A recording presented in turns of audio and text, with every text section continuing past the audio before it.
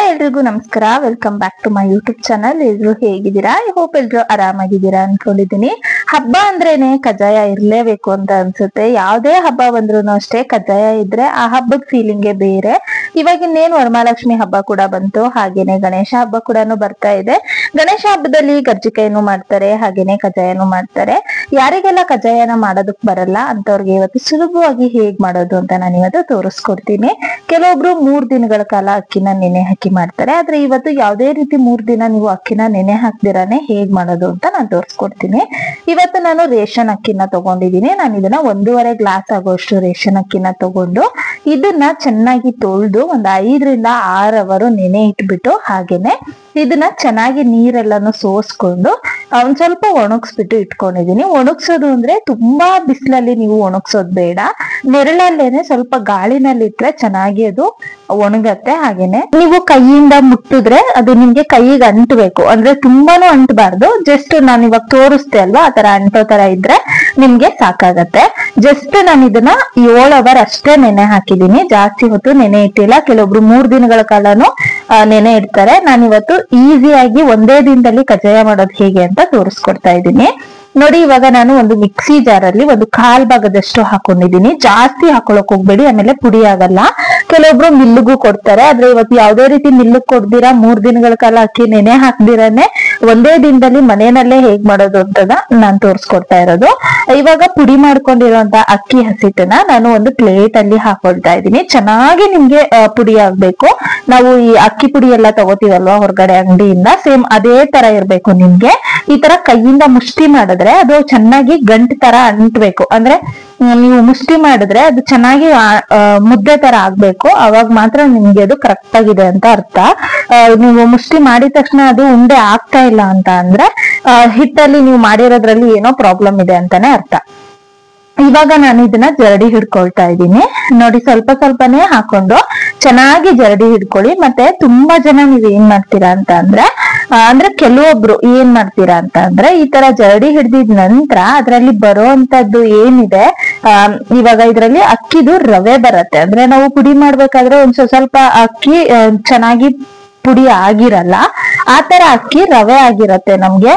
ಈ ರವೆನ ನೀವು ಇಟ್ಕೊಂಡ್ರೆ ಎಷ್ಟು ಚೆನ್ನಾಗಿ ಇದರಿಂದ ಉಪ್ಪಿಟ್ಟು ಮಾಡ್ಬೋದು ಅಂತ ಅಂದ್ರೆ ತುಂಬಾನೇ ಚೆನ್ನಾಗಿರತ್ತೆ ಅಕ್ಕಿ ಉಪ್ಪಿಟ್ಟು.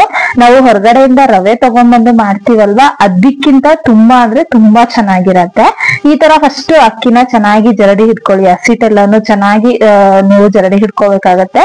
ಕೆಳಗಡೆ ನಿಮ್ಗೆ ಚೆನ್ನಾಗಿ ಫೈನ್ ಆಗಿ ಪುಡಿಯಾಗಿರುವಂತಹ ಅಕ್ಕಿ ಹಸಿಟ್ಟು ಸಿಗತ್ತೆ, ಮೇಲ್ಗಡೆ ನಿಮ್ಗೆ ರವೆ ಸಿಗತ್ತೆ. ತೋರಿಸ್ತೀನಿ ನಾನು ಹೇಗಿರತ್ತೆ ಅದು ಅಂತ. ಕೆಲವೊಬ್ರು ಹೇಳ್ತಾ ಇರ್ತೀರಾ ಮಿಕ್ಸಿನಲ್ಲಿ ಪುಡಿ ಮಾಡೋದ್ರಿಂದ ನಮ್ಗೆ ಆತರ ಫೈನ್ ಆಗಿ ಪೌಡರ್ ಬರಲ್ಲ ಅಂತ. ಏನಕ್ ಬರೋದಿಲ್ಲ ಅಂತ ಅಂದ್ರೆ ನೀವು ಒಂದು ಅಕ್ಕಿನ ಫುಲ್ಲು ಒಣಗಿಸ್ಬಿಟ್ಟಿರ್ತೀರಾ, ಅದ್ರಿಂದ ಕೂಡ ಆಗದೆ ಇರ್ಬೋದು. ಅಥವಾ ನೀವು ಜಾಸ್ತಿ ಹೊತ್ತು ಅಕ್ಕಿನ ನೆನೆ ಇಡ್ತಿರಾನೆ ಮಾಡ್ತೀರಲ್ವಾ, ಅದರಿಂದನೂ ಆತರ ಆಗತ್ತೆ. ಅಷ್ಟೇ ವ್ಯತ್ಯಾಸ, ಇನ್ನೇನು ಇಲ್ಲ. ಇವಾಗ ನೋಡಿ, ನಾನು ನೀಟಾಗಿ ಅಕ್ಕಿನ ಜರಡಿ ಹಿಡ್ಕೊಂಡಿದ್ದಾಗಿದೆ. ನಾನು ತೋರಿಸ್ತಾ ಇದ್ದೀನಿ ಎಷ್ಟು ಫೈನ್ ಆಗಿ ಅಕ್ಕಿ ಹಸಿಟ್ಟು ರೆಡಿ ಆಗಿದೆ ಅಂತ. ಸೊ ನೀವು ನೋಡ್ತಾ ಇರ್ಬೋದು ಇವಾಗ ಇದಾಗಿದೆ. ಹಾಗೇನೆ ರವೆನ ಯಾವ್ದೇ ಕಾರಣಕ್ಕೂ ವೇಸ್ಟ್ ಮಾಡಕ್ ಹೋಗ್ಬೇಡಿ. ನೀವು ಜರಡಿ ಹಿಡ್ದವಾಗ ಮೇಲ್ಗಡೆ ಅಕ್ಕಿ ಹಂಗೆ ಉಳ್ದಿರತ್ತಲ್ವಾ, ಅದನ್ನೆಲ್ಲ ಒಂದ್ ಸೈಡ್ ಅಲ್ಲಿ ಎತ್ತಿಟ್ಕೊಂಡು ನೆಕ್ಸ್ಟ್ ಡೇಗೆ ಉಪ್ಪಿಟ್ಟು ಮಾಡ್ಕೊಳ್ಳಿ. ಸಬ್ಬಕ್ಕಿ ಸೊಪ್ಪಾಕಿ ಉಪ್ಪಿಟ್ಟು ಮಾಡೋದ್ರಿಂದ ತುಂಬಾ ಚೆನ್ನಾಗಿರುತ್ತೆ. ಒಂದ್ಸಲ ಟ್ರೈ ಮಾಡಿ. ಇವಾಗ ನಾನು 1.5 ಗ್ಲಾಸ್ ಆಗೋಷ್ಟು ನಾನು ಅಕ್ಕಿನ ತಗೊಂಡಿದ್ದೆ. ಸೊ ಹಾಗಾಗಿ ನಾನು ಇಲ್ಲಿ 3/4 ಗ್ಲಾಸ್ ಆಗೋಷ್ಟು ಬೆಲ್ಲನ ತಗೊಂಡಿದ್ದೀನಿ. ಆಲ್ಮೋಸ್ಟ್ 1 ಗ್ಲಾಸ್ ಇದೆ ಇದು. ಅಂದ್ರೆ ನಾನು ಬೌಲ್ ಲೆಕ್ಕದಲ್ಲಿ ತಗೊಂಡಿದ್ದೀನಿ ಇದ್ರಲ್ಲಿ. ಸೊ ಬೆಲ್ಲ ಹಾಕಿದ ನಂತರ ಜಸ್ಟ್ 1/4 ಗ್ಲಾಸ್ ಆಗೋಷ್ಟು ನೀವು ನೀರ್ ಹಾಕೋಬೇಕಾಗತ್ತೆ. 1/4 ಗ್ಲಾಸು ಇಲ್ಲ, 4 ಸ್ಪೂನ್ ಹಾಕೊಂಡ್ರೆ ಸಾಕಾಗತ್ತೆ. ನೀವೇನಾದ್ರೂ ಜಾಸ್ತಿ ಇದಕ್ ನೀರ್ ಹಾಕ್ಬಿಟ್ರಿ ಅಂತ ಅಂದ್ರೆ, ನೀವೇನಾದ್ರೂ ಫಸ್ಟ್ ಟೈಮ್ ಮಾಡ್ತಾ ಇದ್ದೀರಾ, ಏನೋ ಒಂದು ನಿಮ್ಗೂ ಕಜ್ಜಾಯ ಮಾಡ್ಬೇಕು ಅಂತ ಅನ್ಸಿ ನೀವೇನಾದ್ರೂ ಮಾಡ್ತಾ ಇದ್ರೆ ನೀರನ್ನ ಜಾಸ್ತಿ ಹಾಕೊಳಕ್ ಹೋಗ್ಬೇಡಿ. ನೀವು ನೋಡ್ತಾ ಇರ್ಬೋದು ನಾನು ಜಸ್ಟ್ 1/4 ಬಟ್ಲ ಆಗೋಷ್ಟು ಹಾಕ್ದೆ, ಆದ್ರೆ ಬೆಲ್ಲದಲ್ಲಿ ಎಷ್ಟು ಪಾಕ ಬಿಡ್ತಾ ಇದೆ ಅಂತ ನೀವು ನೋಡ್ತಾ ಇದ್ದೀರಾ, ಎಷ್ಟು ನೀರ್ ಬಿಡ್ತಾ ಇದೆ ಅಂತ ನೀವು ನೋಡ್ತಾ ಇದ್ದೀರಾ. ಸೊ ದಟ್ ಅದಕ್ಕೋಸ್ಕರನೇ ನಾನು ಹೇಳಿದ್ದು ಜಾಸ್ತಿ ನೀರ್ ಹಾಕ್ಬೇಡಿ ಅಂತ. ಮತ್ತೆ ಇದು ನಮ್ಗೆ ಒಂದೆಳೆ ಪಾಕ ಬರ್ಬೇಕು, ಅಲ್ಲಿ ತನಕ ನಾವ್ ಇದನ್ನ ಚೆನ್ನಾಗಿ ಕುದಿಸ್ಕೋಬೇಕಾಗತ್ತೆ.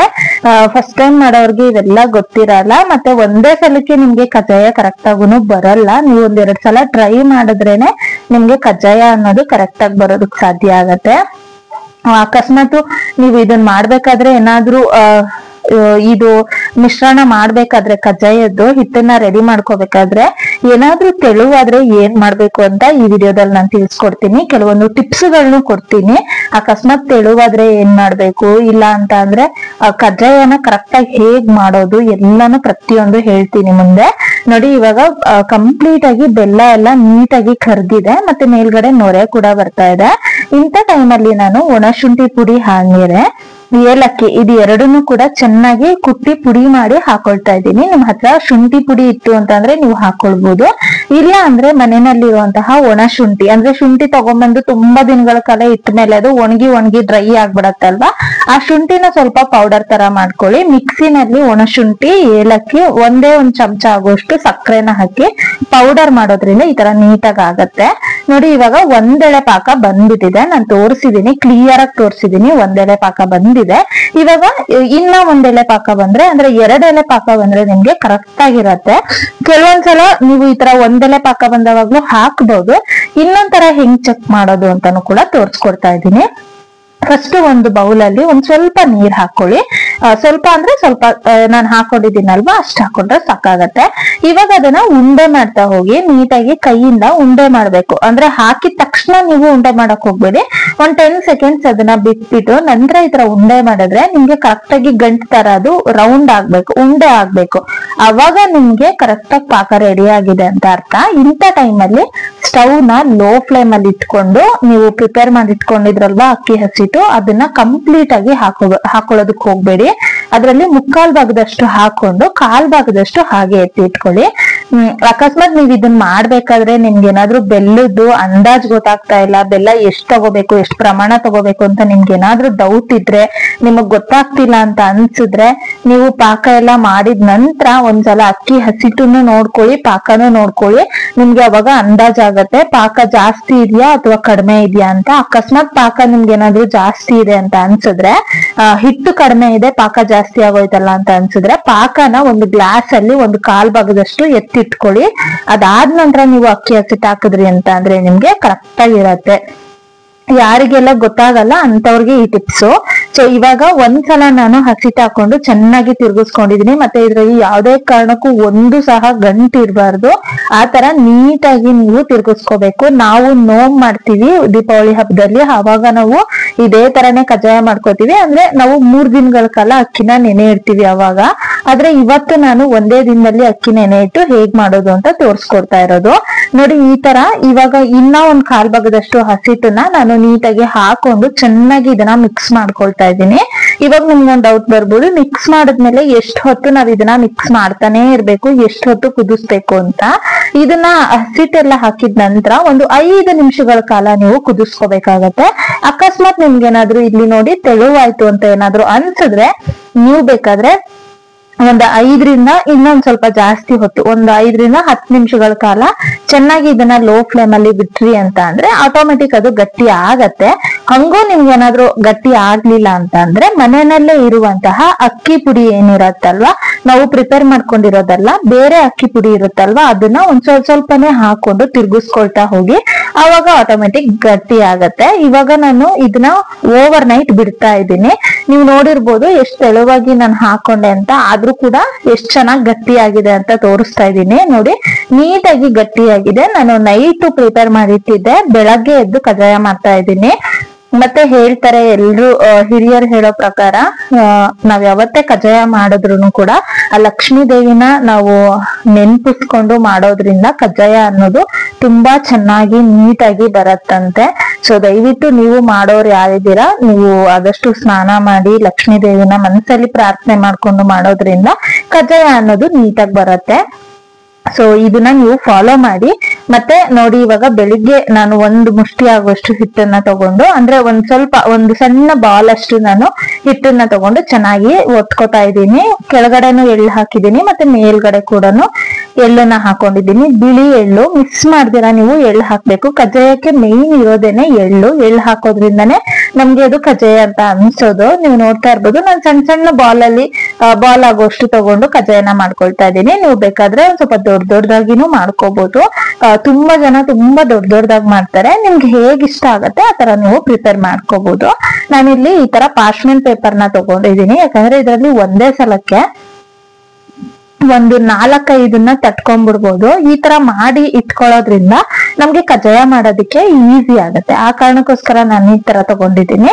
ನಿಮ್ಮ ಹತ್ರ ಪಾರ್ಚ್ಮೆಂಟ್ ಪೇಪರ್ ಇಲ್ಲ ಅಂತ ಅಂದ್ರೆ ನೀವು ಬಾಳೆ ಎಲೆ ಬರತ್ತಲ್ವಾ ಅದನ್ನ ತಗೋಬಹುದು. ಇಲ್ಲ ಅಂತ ಅಂದ್ರೆ ಮನೆಯಲ್ಲಿರುವಂತಹ ಎಣ್ಣೆ ಪ್ಯಾಕೆಟ್ ಏನಿದೆ ಅದನ್ನ ಕೂಡ ತಗೊಂಡು ಮಾಡ್ಕೊಳ್ಬಹುದು. ಕೈಗೆ ಸ್ವಲ್ಪ ಎಣ್ಣೆನ ಸವರ್ಕೊಂಡು ಈ ತರ ನೀಟಾಗಿ ಒತ್ಕೊಳ್ಳಿ. ನಿಮ್ಗೆ ಏನಾದ್ರು ಶೇಪ್ಗಳು ಬೇಕು ಅಂತ ಅಂದ್ರೆ ಕೈ ಬೆರಳಿಂದ ಮಧ್ಯದಲ್ಲಿ ಒಂದ್ ಸ್ವಲ್ಪ ಹೋಲ್ನ ಮಾಡಿದ್ರಿ ಅಂತ ಅಂದ್ರೆ ನಿಮ್ಗೆ ಬೇರೆ ಶೇಪಲ್ಲಿ ಕಜ್ಜಾಯ ರೆಡಿ ಆಗತ್ತೆ. ಇಲ್ಲ ಅಂದ್ರೆ ಈ ತರ ಕಜ್ಜಾಯ ರೆಡಿ ಆಗತ್ತೆ.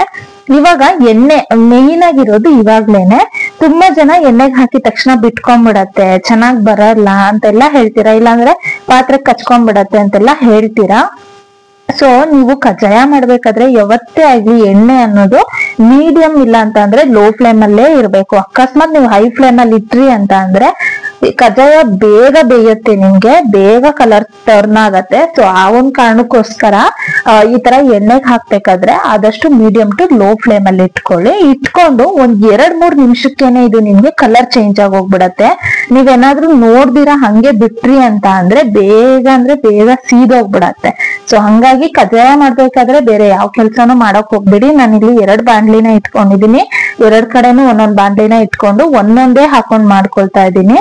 ಮತ್ತೆ ಏನಕ್ ಬಿಟ್ಕೊಳತ್ತೆ ಅಂತ ಅಂದ್ರೆ ಒಂದೇ ಸಲ 2-3 ಹಾಕೋದು, ಚಿಕ್ಕ ಪಾತ್ರೆನಲ್ಲಿ 2-3 ಹಾಕೋದ್ರಿಂದನೂ ಕೂಡ ಬಿಟ್ಕೊಳತ್ತೆ.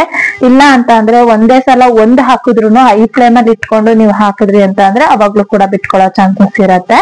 ಸೊ ಹಾಗಾಗಿ ಈ ತರ ಲೋ ಫ್ಲೇಮ್ ಅಲ್ಲಿ ಒಂದೊಂದೇ ಹಾಕೊಳ್ತಾ ನೀಟಾಗಿ ಬೇಯಿಸ್ಕೊಳ್ಳಿ. ಕಜ್ಜಾಯ ಬೇಗನೆ ಬೇಯುತ್ತೆ, ಒಳಗಡೆನು ಕೂಡ ನೀಟಾಗಿ ಬೆಂದಿರತ್ತೆ. ಇವಾಗ ಒಂದ್ 2 ನಿಮಿಷ ಆದ್ಮೇಲೆ ನಾನು ಇದನ್ನ ತಿರುಗಿಸಿ ಹಾಕೊಳ್ತಾ ಇದ್ದೀನಿ. ನೀವು ನೋಡ್ತಾ ಇರ್ಬೋದು ಈ ತರ ತಿರುಗಿಸಿ ಹಾಕೊಂಡ್ ನಂತರ ನಿಮ್ಗೆ ಇನ್ನು ಬೇಗ ಬೆಂದ್ಬಿಡತ್ತೆ. ಫಸ್ಟ್ ಗಿಂತ ಇನ್ನು ಕಡಿಮೆ ಟೈಮ್ ತಗೊಳತ್ತೆ. ಸೊ ಹಂಗಾಗಿ ನೋಡ್ಕೊಂಡು ಮಾಡ್ಕೊಳ್ಳಿ. ಇವಾಗ ನೋಡಿ ಕಜ್ಜಾಯ ಅನ್ನೋದು ರೆಡಿ ಆಗಿದೆ. ಕಜ್ಜಾಯ ರೆಡಿ ಆದ್ಮೇಲೆ ಇದನ್ನ ಹಂಗೆ ತೆಗೆದು ಪಾತ್ರೆಗೆ ಹಾಕೊಳಕ್ ಹೋಗ್ಬೇಡಿ. ಆದಷ್ಟು ಇದ್ರಲ್ಲಿ ಎಣ್ಣೆ ಜಾಸ್ತಿ ಹೀರ್ಕೊಂಡಿರತ್ತೆ. ಸೊ ಹಂಗಾಗಿ ನೀವ್ ಇದನ್ನ ತೆಗಿಬೇಕಾದ್ರೆ ಚೆನ್ನಾಗಿ ಅದನ್ನ ಪ್ರೆಸ್ ಮಾಡಿ. ಅಂದ್ರೆ ಪ್ರೆಸ್ ಅಂದಿದ ತಕ್ಷಣ ತುಂಬಾ ಗಟ್ಟಿಯಾಗಿ ಪ್ರೆಸ್ ಮಾಡಕ್ ಹೋಗ್ಬೇಡಿ.